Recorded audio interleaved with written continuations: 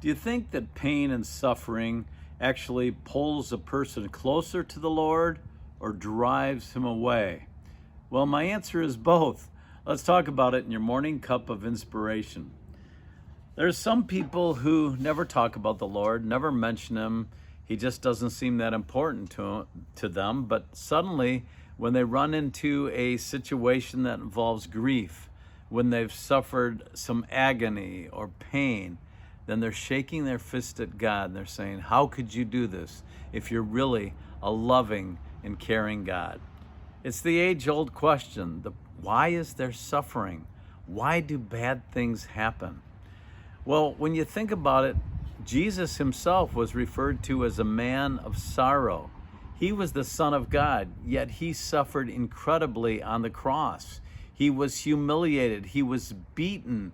He had a spear driven into his side, and he had to hang there with nails through his hands and his feet, while people were kind of scoffing at him and saying, if you're the Son of God, why don't you save yourself and come down off that cross?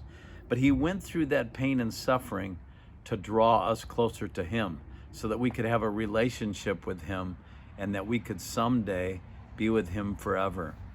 There's a verse in Philippians that has always caught my attention.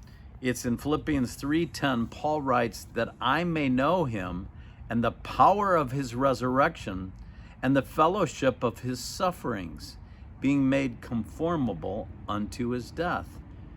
And I used to think, why did Paul want to know him and fellowship in his sufferings? Well, I think that it's when we handle suffering, when we go through extremely difficult, painful times, that's when we can truly feel God's closeness to us. And I think it's a matter of your decision, your choice. You can either shake your fist at God and ask why, or you can draw nigh unto him. In Psalms, verse 34, verse 18, chapter 34, verse 18, it says, the Lord is nigh unto them that are of a broken heart, and saveth such as be of a contrite spirit. I have to say that when I went through some of my saddest times, when my late wife Beth was facing cancer and was going through a lot of pain and suffering, and then when she passed, I really did feel God's presence. I felt like he was there with me, telling me that everything was going to be all right, and I feel that I came out of that closer to him.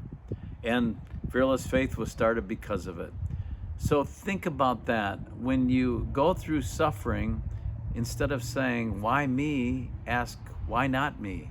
Christ suffered so much. And remember that our suffering is for a very short period of time compared to an eternity in glory. And I do believe that God is close to those who are brokenhearted, and he'll be close to you. I hope that inspires you today, and I'll talk to you soon for another morning cup of inspiration.